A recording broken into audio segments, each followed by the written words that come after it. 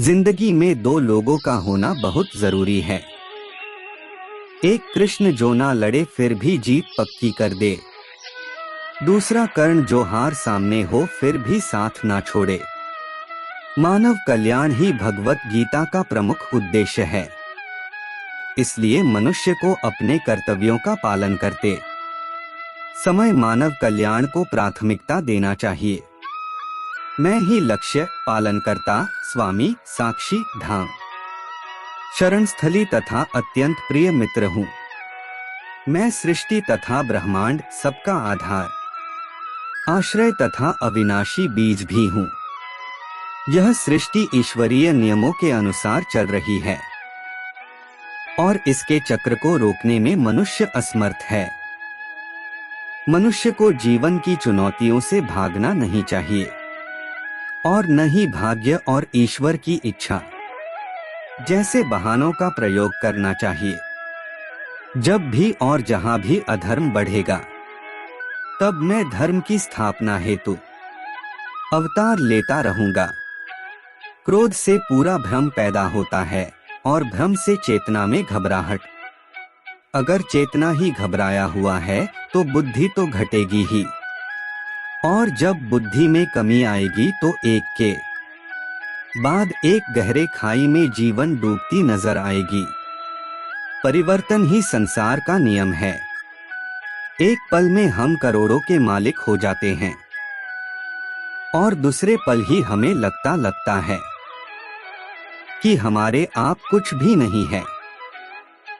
भक्तों का उद्धार करने, दुष्टों का विनाश करने तथा धर्म की फिर से स्थापना करने के लिए मैं हर युग में प्रकट होता हूँ। भगवत गीता किसने लिखी और इसमें क्या लिखा गया है? कर्मों से डरिए, ईश्वर से नहीं। ईश्वर माफ कर देता है, कर्म नहीं। अपने आप को भगवान के प्रति समर्पित कर दो। यही सबसे बड़ा सहारा है। जो कोई भी इस सहारे को पहचान गया है वह डर, चिंता और दुखों से आजाद रहता है। जो लोग निरंतर भाव से मेरी पूजा करते हैं, उनकी जो आवश्यकताएं होती है उन्हें मैं पूरा करता हूं और जो कुछ उनके पास है उसकी रक्षा करता हूं।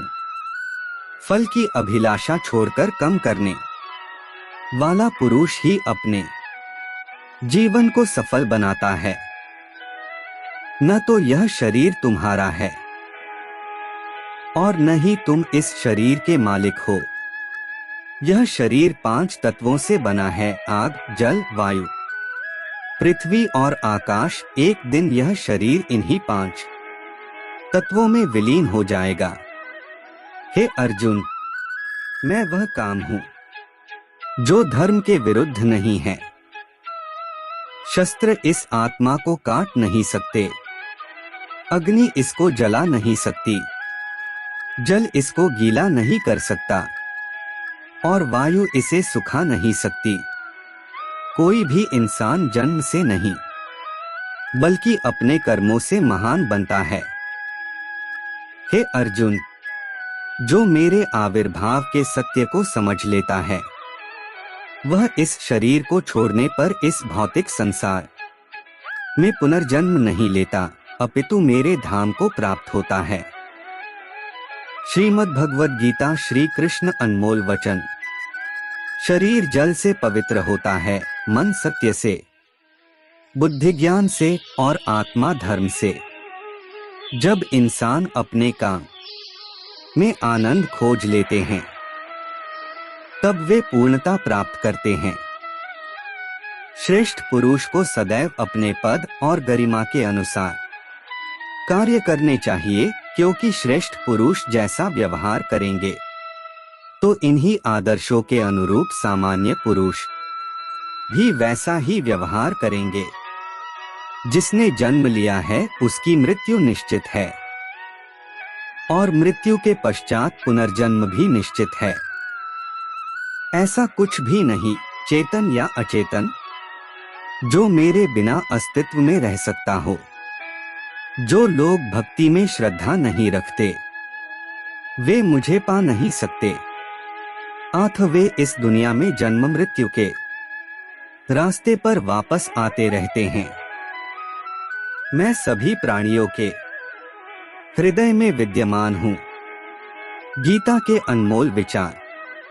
स्वर्ग प्राप्त करने और वहां कई वर्षों तक वास करने के पश्चात एक असफल योगी का पुनः एक पवित्र और समृद्ध कुटुंब में जन्म होता है। जब जब इस धरती पर पाप, अहंकार और अधर्म बढ़ेगा तो उसका विनाश कर पुनः धर्म की स्थापना करने हेतु मैं अवश्य अवतार लेता रहूंगा। वह जो सभी इच्छाएं त्याग देता है उसे शांति प्राप्त होती है। मैं ऊष्मा देता हूँ, मैं वर्षा करता हूँ और रोकता भी हूँ। मैं अमरत्व भी हूँ और मृत्यु भी। जब आप अपने कार्य में आनंद खोज लेते हैं तब वे पूर्णता के साथ किसी और के जीवन की नकल कर जीने की तुलना में अपने आप को पहचान कर अपूर्ण रूप से जीना बेहतर है। इस जीवन में ना कुछ खोता है ना व्यर्थ होता है। दैवीय संप्रदा से युक्त पुरुष में भय का सर्वथा अभाव और सबके प्रति का भाव होता है। आत्मज्ञान की तलवार से काटकर अपने हृदय के अज्ञान के संदेह अलग कर दो। अनुशासित रहो, उठो और कार्य करो। सभी काम छोड़कर बस भगवान में पूर्ण रूप से समर्पित हो जाओ। मैं तुम्हें सभी पापों से मुक्त कर दूंगा।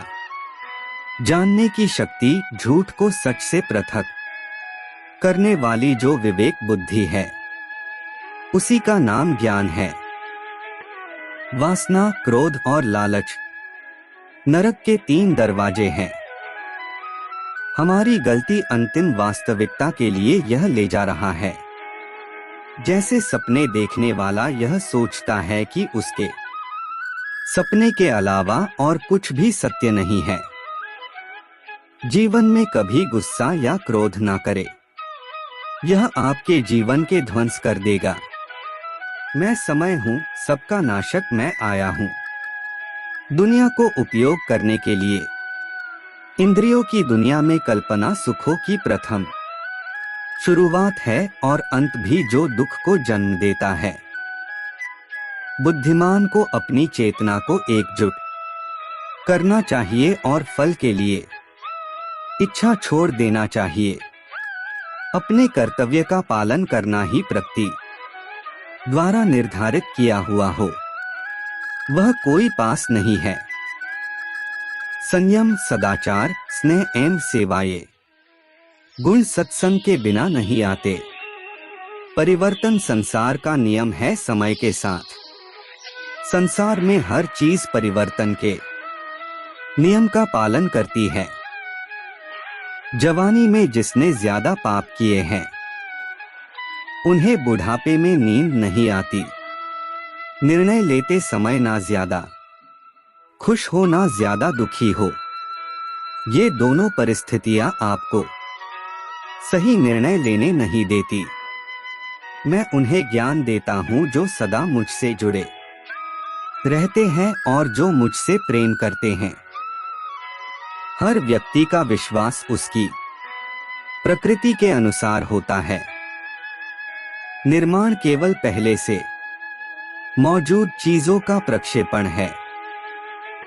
हम उम्मीद करते हैं कि यह श्री कृष्ण अनमोल वचन पसंद आए होंगे। इन्हें आगे शेयर जरूर करें।